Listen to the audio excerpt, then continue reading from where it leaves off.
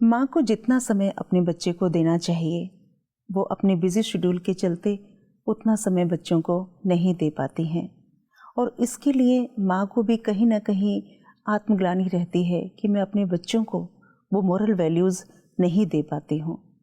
बच्चों की परवरिश कैसे की जाए, वो कौन से मोरल वैल्यूज़ हैं जो बच्चों को समय रहते दिए जाएं। इस विषय पर बातचीत करने के लिए हमारे साथ हैं राजयोगिनी डॉक्टर सविता दीदी। दीदी, बहुत बहुत स्वागत है आपका हमारे इस कार्यक्रम में। ओम शांति। ओम शांति। दीदी, क्या करें हम ऐसा कि आज जो बच्चों की दशा है समाज में, जैसे कि स्कूल में भी या फिर जब वो बच्चे बड़े हो जाते हैं, अपने कार्य क्षेत्र में जाते हैं, वो बच्चों के चेहरे पर जो एक तनाव पसरा रहता है, अंदर कहीं ना कहीं उनके अंदर वो मॉरल वैल्यूज़ नहीं हैं, वो उन परिस्थितियों से लड़ नहीं पाते। तो कहीं ना कहीं ऐसा तो नहीं है कि माँ वो चीज़ें बचपन में उन बच्चों के अंदर भरना भूल जाती हैं। वो कौन सी चीज़ें हैं जो हमें समय रहते बच्चों को देनी चाहिए? बच्चों से प्यार माँ बाप का होता ही है, नेचुरल है, और चाहते भी हैं कि वो हम बच्चों को अपना पूरा प्यार दें।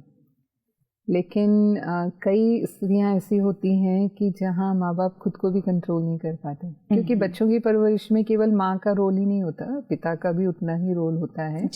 हालांकि ज़्यादा समय माँ बच्चों के साथ बिताती है, चाहे वो घर में हाउसवाइफ है, चाहे वो वर्किंग है, लेकिन फिर भी बच्चों के साथ ज़्यादा समय जो है वो माँ का ही होता है, और बच्चे माँ के ही समीप होते हैं। तो ये देखने में आता है कि जैसे मानो बच्चे ने कहना नहीं माना। अब छोटे बच्चे होते हैं तो उनको तो इतनी समझ नहीं होती है, तो अपनी मर्जी से उनको जो करना है वो करते हैं, और माँ उस बात को लेकर गुस्सा करती है उनके ऊपर कि इसने मेरा कहना नहीं माना, इसने मेरी बात नहीं मानी।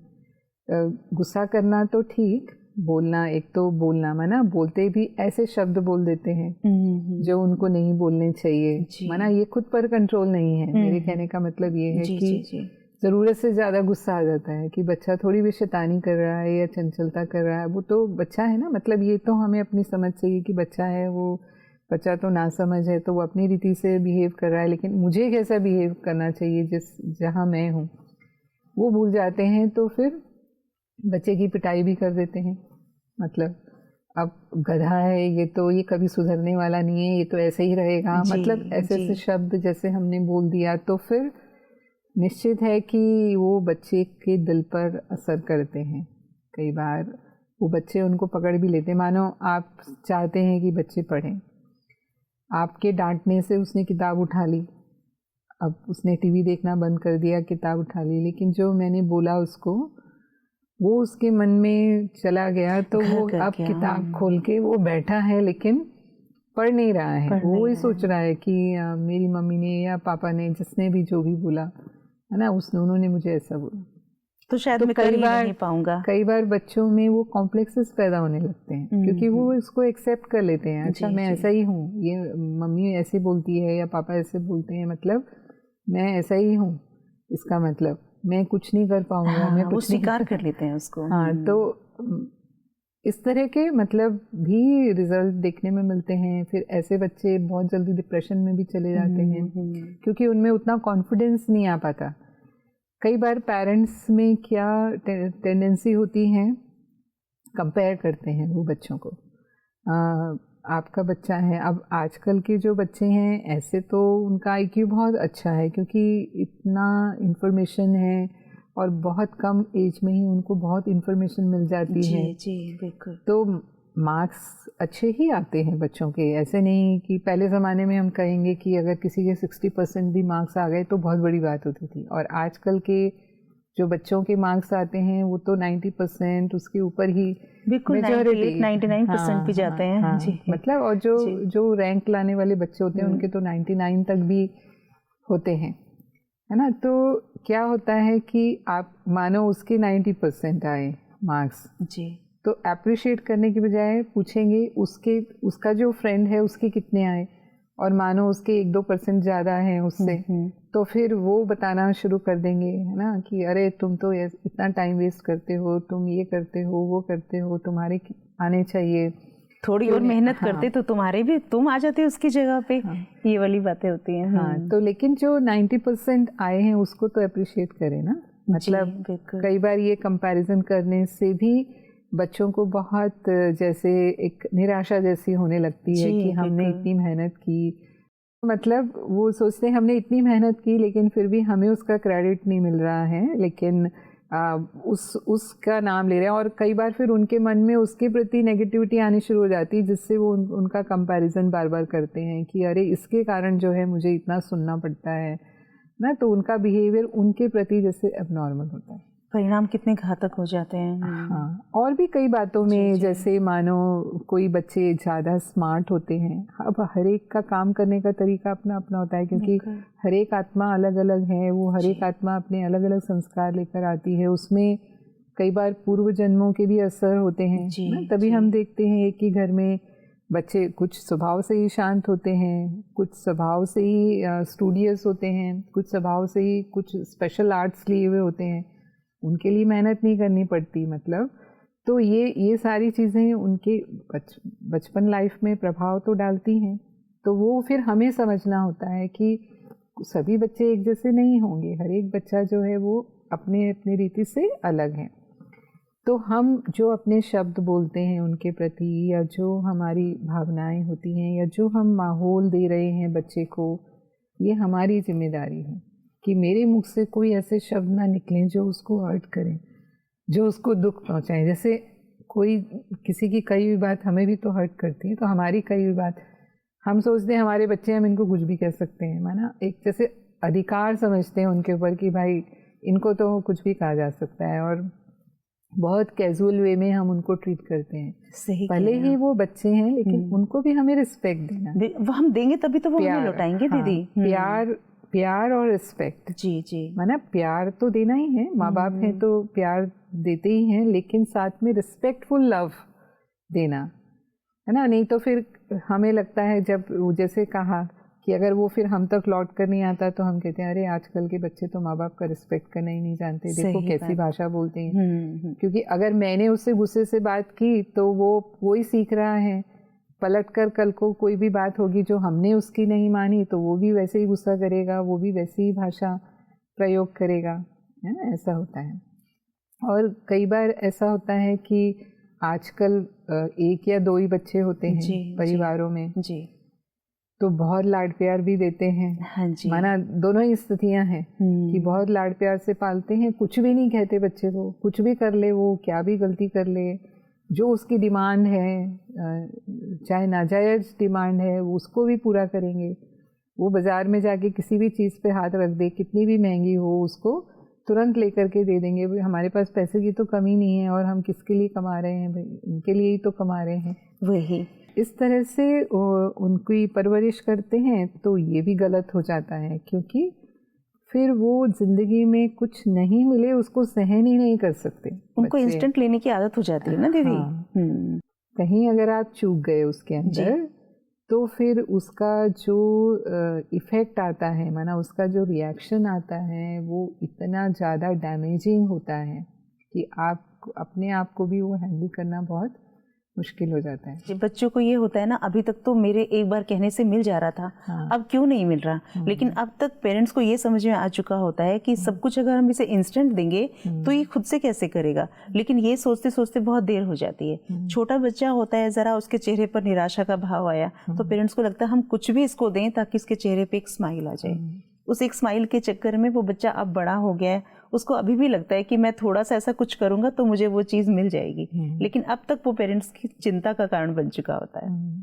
तो मतलब वही बच्चे जो हैं जैसे कि वो जिद्दी हो जाते हैं, और वो ऐसा हो जाएगा कि 4 लोगों के सामने आपकी इंसल्ट करने में भी वो देरी नहीं करेंगे। फिर आपको अंदर से बहुत फील हो जाता है कि ये मेरा बच्चा है और देखो ये कैसा मेरे साथ कर रहा है। आज तक तो हमने इनकी सब इच्छाएं पूरी की हैं, कोई कमी इनके जीवन में नहीं आने दी, लेकिन ऐसा कैसे ये कर रहे हैं। तो निश्चित रूप से क्योंकि हमने ये नहीं समझा कि जो बच्चे को रियली हमें देना है वही देना है, जो नहीं देना है, जिस चीज़ के लिए हमें उसको ना करनी है, समय पर हम उसको ना करें। कई बार मैंने ये नोट किया कि छोटे बच्चे होते हैं, एकदम छोटे बच्चे हैं, 2 साल के, 3 साल के, अब माँ बिजी है, नेचुरली वर्किंग होती हैं, जैसे बताया कि उनको बहुत कम टाइम होता है बच्चों को देने के लिए, तो वो बच्चा बिजी रहे उसके लिए ही उसको टैब पकड़ा देंगी या अपना मोबाइल उसको पकड़ा देंगी और उसमें उसको कुछ लगा के दे देंगी ताकि बच्चा उसमें बिजी रहे, दिखता रहे। तो अब आदत कौन डाल रहा है ना, अपना टाइम सेव करने के लिए मैंने बच्चे को उसमें बिजी कर दिया और हमको बहुत अच्छा लगता है कि बच्चा वो देख के बहुत खुश है, वो जो भी देख रहा है। लेकिन जब वो फिर घंटों उसी में ही लगा रहेगा या वही गेम्स खेल रहा है, तब आप ही परेशान हो रहे हैं। और बच्चों के लिए वो एक नेचुरल वर्ल्ड बन जाता है, उनको लगता है जो फ़ोन की दुनिया है वो सच है और ये दुनिया जो है ये झूठ है। फिर क्या होता है कि बच्चे को अगर खाना भी खाना है तो फ़ोन देख के ही खाना है, उसको सोना है तो फ़ोन देख के सोना है, अगर उसको चुप होना है रोने से तो भी फ़ोन देखकर ही होना है। तो फिर वो पेरेंट्स की मजबूरी बन जाती है उसको फ़ोन देना। ये बिल्कुल सही बात कही आपने। और देखो अर्ली एज माना डेवलपिंग एज होती है, ब्रेन का भी विकास हो रहा है, शरीर का भी विकास हो रहा है, तो उसके भी अपने रेडिएशन होते हैं। ये सब गैजेट्स हैं तो बिना रेडिएशन के तो है नहीं, तो हमें इन बातों को भी ध्यान में रखना है। तो एक टाइम लिमिट होनी चाहिए, ऐसा नहीं कि चलो आप बच्चे को बिल्कुल ही दूर रखो इन चीज़ों से। आज के ज़माने के अनुसार उनको चलना भी है, तो एक घंटा हमने उसको दे दिया, चलो टीवी देखना है तो 1 घंटा, एक टाइम लिमिट। अगर मोबाइल में कुछ गेम खेलना है या कुछ भी, तो भी उसका एक टाइम लिमिट हो, उससे ज़्यादा हम बच्चों को ना इन्वॉल्व करें। जी, अनुशासन होना बहुत ज़रूरी है, ताकि बाद में फिर हम ही पछताते हैं, है ना, कि अब बच्चे जो हैं वो उससे निकलेंगे ही नहीं, आप कितना भी चाहो। और फिर वो उनकी स्टडीज़ पर इफ़ेक्ट आता है, पढ़ाई पर इफ़ेक्ट जब आने लगता है तो फिर आपको फिर लगता है। और दूसरी बात कि अगर हम बच्चों को छुड़ाना चाहते हैं तो पहले हमें भी छोड़ना होगा। मतलब कई बार माँ को इस बात का त्याग करना पड़ेगा कि अगर बच्चा टीवी नहीं देखे तो पहले मैं नहीं देखूं। जी। अगर बच्चा मोबाइल पर नहीं लगा रहे तो पहले मैं भी नहीं लगी रहूं। मतलब मैं भी मोबाइल बच्चे के सामने, चलो आपको यूज़ करना है तो बच्चों के सामने मत करो, है ना। आप अपने प्राइवेट टाइम में अगर आपको ज़रूरी है, जो भी फ़ोन कॉल्स की तो बात नहीं, लेकिन सोशल मीडिया पर जो हम लगे रहते हैं तो हम भी कई बार बहुत एडिक्ट हो जाते हैं उसके, है ना, और वो हम भी रियलाइज़ नहीं करते। फिर हम सोचते हैं चलो हम तो बड़े हैं, ये बच्चों को तो पढ़ने का टाइम जा रहा है, हम ऐसा सोचते हैं कि इन्हें तो समझनी चाहिए ये बात। लेकिन मुझे ऐसा लगता है कि जैसे हम बच्चों को कपड़े पहनना सिखाते हैं, जैसे हम बच्चों को खाना खाना सिखाते हैं या लोगों से बातचीत करने का तरीका सिखाते हैं, वैसे हमें सिखाना चाहिए बच्चों को कि लाइफ में डिसिप्लिन क्या होता है या दूसरे को प्यार कैसे देना है, सम्मान कैसे देना है। तो अगर हम उनको नहीं देंगे तो वो हमें लौटाएंगे कैसे। तो ये सही बात है आपकी कि पहले हमें उन चीज़ों पे अपने आप को थोड़ा सा अंकुश लगाना होगा, तभी हम बच्चों को सिखा पाएंगे। तो वही हम अपने आचरण से सिखाते हैं ना। जी देखो, अगर हम बात में, जैसे मैंने कहा कि बच्चों ने कुछ भी गलती की या मेरा कहना नहीं माना, हम गुस्सा करते हैं नहीं, हमें गुस्सा नहीं करना है, चाहे जो भी हो, बच्चा क्या भी कर रहा है वो, जैसे मैंने कहा ना, हम उनको समझें, वो तो बच्चे हैं, तो मुझे फिर भी उसको प्यार से ही समझाना है ना, फिर भी उसके प्रति मुझे धैर्य रखना है, चाहे मुझे उसको 4 बार समझाना पड़े। हो सकता है गुस्से में वो 1 बार में आपकी बात सुन लेगा, प्यार से आप बोलेंगे तो 1 बार में नहीं सुनेगा, मे बी 2 टाइम में, 3 टाइम में, लेकिन प्यार से ही अगर हम समझाएंगे तो बच्चा भी वही सीखेगा आपसे। क्योंकि जो हम बिहेव कर रहे हैं, जो हम माहौल दे रहे हैं बच्चे को, मानो घर में भी ऐसे होता है, हस्बैंड वाइफ भी आपस में छोटी छोटी बातों में कहा सुनी हो जाती है, कई बार जोर जोर से भी बोलने लगते हैं और बच्चों के सामने ही ये सारी चीज़ें होती हैं, तो भी सीखते हैं वो। एक बात याद आती है, जैसे कि बच्चा था वो, जैसे हस्बैंड वाइफ की कोई भी कन्वर्सेशन होती थी तो कई बार क्या होता था कि हस्बैंड सॉरी नहीं बोलते थे या वाइफ सॉरी नहीं, तो एक बार मम्मा ने उसको बोला कि देखो आपने ये गलती की है ना, तो आपको सॉरी बोलना चाहिए। तो बच्चे कहते हैं पापा ने तो आपको सॉरी नहीं बोला था, आपने भी पापा को सॉरी नहीं बोला था, तो मैं कैसे सॉरी बोलूँगा। बच्चे सीखते हैं घर में ये सब चीज़ें। तो ये हम मतलब इस बात का ध्यान रखें, जैसे एक जनरल रूल की तरह बताते हैं कि 0 से 6 साल तक, बच्चा पैदा हुआ तब से 6 साल तक आप उसको एक राजकुमार की तरह रखो। माना जितना बेस्ट आप उसकी केयर कर सकते हो वो करो। फिर 6 साल से 12 साल तक आप उसके टीचर बन जाओ। टीचर बनने का मतलब जैसे हमने कहा माँ बच्चे की गुरु होती है, तो जो भी अच्छे संस्कारों के बीज उसमें डालने हैं आपको, जो भी अच्छी प्रेरणादायक कहानियाँ सुनाओ या हमारे जीवन से संबंधित कैसे जीवन में हिम्मत, साहस, आत्मविश्वास जैसे गुण है ना, ईमानदारी, सच्चाई, ये सब जीवन के गुण हैं। जी। तो बच्चों में इसके बीज पड़ने चाहिए। तो हम कैसे ये बातें बच्चों को सिखाएं जो उनके जीवन की वैल्यूज़ बने। तो ये टाइम होता है क्योंकि उस समय वो कोमल पौधे की तरह या हम कहेंगे कच्ची मिट्टी की तरह है। जी बिल्कुल। तो कुम्हार जैसे कच्ची मिट्टी को जो शेप देना चाहे वो दे लेता है, दे सकता है ना। तो ऐसे ही उस समय बच्चे में हमने जो डाला वो उसके साथ जीवन भर रहेगा। जीवन भर रहेगा जी। तो इसीलिए उस समय आप जैसे हम शिक्षक या गुरु बन करके हर बात उनको सिखाएं।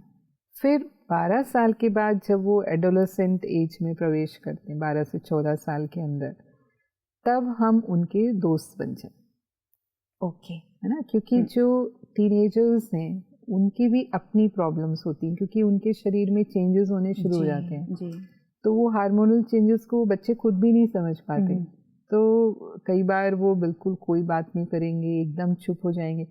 पहले वो घर में आते थे जब छोटे थे तो आपसे हर बात करते थे, आज मम्मी ये हुआ, आज ये हुआ। अपने दोस्त की हर बात सुनाएंगे, अपने टीचर की हर बात सुनाएंगे, माना कुछ भी उनके लिए जैसे कि छुपा हुआ नहीं है, एकदम क्लीन। लेकिन जैसे ही वो टीनेजर ग्रुप में आते ही उनका बिहेवियर चेंज होने लगता है। अब वो आपसे पूरा जितना वो खुली रीति से बात करते थे अब वो नहीं करते हैं। तो आपको भी लगता है हाँ कि बच्चा जो है वो मेरे से पूरी बात नहीं करता है, तो कहीं कुछ गलत तो नहीं हो रहा है। ये डर आता है। सबसे बड़ी बात मैं ना उस एज में, क्योंकि वो इस तरह की भी एज होती है कि कहाँ गलत रास्ते पर भी वो जा सकता है। तो फिर हमें यहाँ भी फिर खास ध्यान देने की ज़रूरत होती है कि वो किस संग में बच्चा है, मतलब उसकी जो फ्रेंड सर्कल है वो कैसी है। कई बार इसी एज ग्रुप में ही बच्चे एडिक्शंस की तरफ भी चले जाते हैं। बिल्कुल। क्योंकि ये पीरियड में उनके स्टडी के लिए भी कैरियर बनाने के लिए भी डिसीजन लेने का टाइम होता है ना, और अपने सेल्फ के लिए भी जैसे उनके लिए वो चैलेंजिंग टाइम है। तो एक कंपटीशन बहुत है समाज के अंदर, आज हर फील्ड में कंपटीशन है, उसको फेस करना, प्लस अपनी बॉडी का जो चल रहा है प्रोसेस वो, प्लस अगर घर से भी अगर पेरेंट्स उसको नहीं समझ पाते और फिर उसको बात में टोकते हैं क्योंकि फिर क्योंकि फिर हमारा बिहेवियर इस तरह से चेंज होता है। अगर बच्चा पूरी तरह से हमें बात नहीं करता तो फिर हम उसको टोकना शुरू कर देते हैं, तुम ऐसा नहीं करो, वैसा नहीं करो, यहाँ नहीं जाओ, इससे मत मिलो, ये सारी बातें तो वो उसको पसंद नहीं आती हैं। उस समय आप कुछ भी कहेंगे वो उनको अच्छा नहीं लगता है, क्योंकि अभी तक तो वो सारी बातें आके मदर को, पापा को बता रहा था। अभी क्या अचानक से हो गया तो कि कुछ बता नहीं रहा तो वो यहीं से उनका एक डर जन्म लेता है उनके दिमाग में। तो ये जो कंट्रोलिंग वाला जो नेचर हम यूज करते हैं ना, उसकी बजाय फ्रेंडली नेचर माना हम उनको समझे, हाँ मैं तुमको समझती हूँ, है ना, मैं अब तुम जैसे आप बड़े हो गए हो, आप चाहते हो कि मैं अपने काम खुद से करूं, मैं खुद डिसीजन ले सकती हूँ, मैं खुद यहाँ जा सकती हूँ या जा सकता हूँ। बेटा या बेटी जो भी है, दोनों की ही परवरिश, मैं ऐसे कहूँगी कि बेटे और बेटी की परवरिश भी हमें समान रूप से करनी चाहिए। दोनों को ही हमें सेम वैल्यूज सिखानी चाहिए। ऐसे नहीं कि बेटी है तो भाई ये तो बेटी है, ये तो पराए घर जाने वाली है, तो फिर हम कई बार उसी तरह की बातें हैं वो बेटियों से भी करते हैं, है ना। तो ये भी हमें थोड़ा सा ध्यान रखना चाहिए। तो मतलब ये समझते हुए फिर हम जैसे अगर हमें उनके फ्रेंड सर्कल को देखना है तो हम कहेंगे तुम्हारे दोस्तों को बुलाओ, चलो उसके लिए हम